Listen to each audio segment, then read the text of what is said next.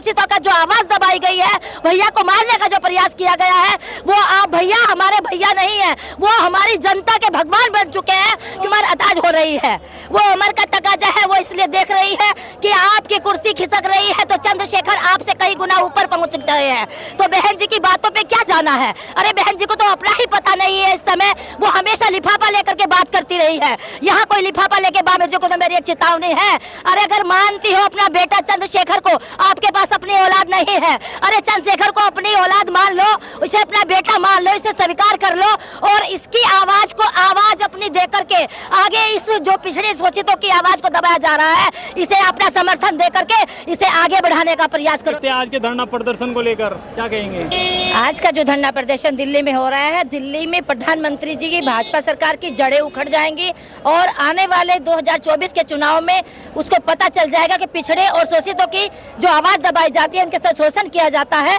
उसे उस चीज को दिखाई दे रहा है। माननीय प्रधानमंत्री जी की कुर्सी खिसकती नजर आ रही है। आज हमारे चंद्रशेखर आजाद जी को जो उन्होंने उनके ऊपर हमला करवाया है, मैं पूरा सीधा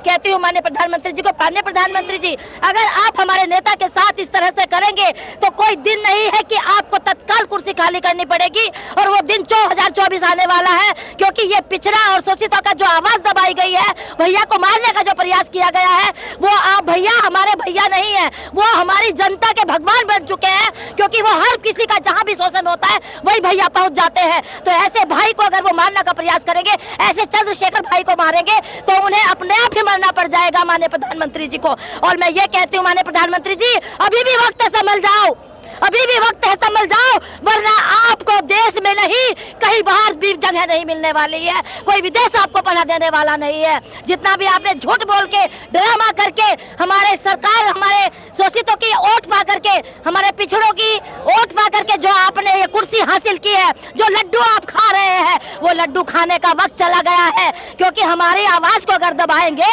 तो हम लोग आपको जड़ से काट डालेंगे। ये आने वाला 2024 का चुनाव आरएलडी और समाजवादी पार्टी के नेता भी यहाँ पर पहुंचे, उनको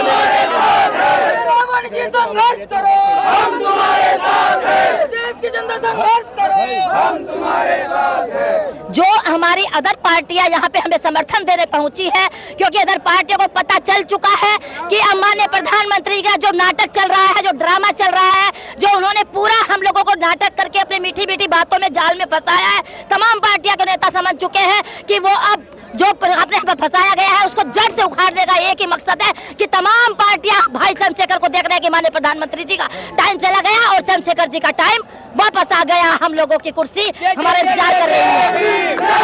बसपा सुप्रीमो मायावती कह चुकी है कि अलग चुनाव लड़ेंगी। बहन जी तो बरगला गई है,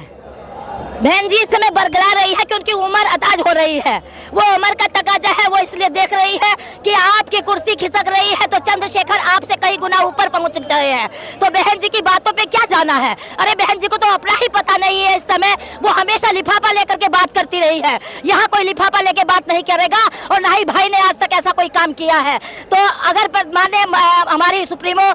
मायावती जी ऐसा कर रही है, पूर्व मुख्यमंत्री जी, तो ये मान लीजिएगा भैया अगर वही हिल गई है और एक उन्होंने जब भैया पे हमला हुआ एक भी बिहार उन्होंने ट्वीट नहीं किया है, तो ये सीधा सीधा दिखाई दे रहा है मायावती जी को तो कि मेरी कुर्सी तो पहले से ही चली गई है, अब वापस आने वाली उसकी कुर्सी इस भारत में तो नहीं है, कहीं और मिल जाए तो बात अलग है। तो भैया सुप्रीमो जी को तो मेरी एक चेतावनी है, अरे अगर मानती हो अपना बेटा चंद्रशेखर को, आपके पास अपनी औलाद नहीं है, अरे चंद्रशेखर को अपनी औलाद मान लो, उसे अपना बेटा मान लो, इसे स्वीकार कर लो और इसकी आवाज को आवाज अपनी दे करके आगे इस जो पिछड़े शोषितों की आवाज को दबाया जा रहा है, इसे अपना समर्थन दे करके इसे आगे बढ़ाने का प्रयास करो बहन जी। यही वक्त पुकार है और यही आज आगाज हो रहा है। भाई संघर्ष करो, हम तुम्हारे साथ हैं। अगर आज बहन जी ने ऐसा नहीं किया तो आने वाला जो समाज है ना, जिसकी वोट पा करके वो बनी है पिछड़े और शोषितों की, वही उनको आज आने वाले वक्त बाद जूतों की माला तैयार रहेगी और वो तैयार रहे उसे पहनने के लिए।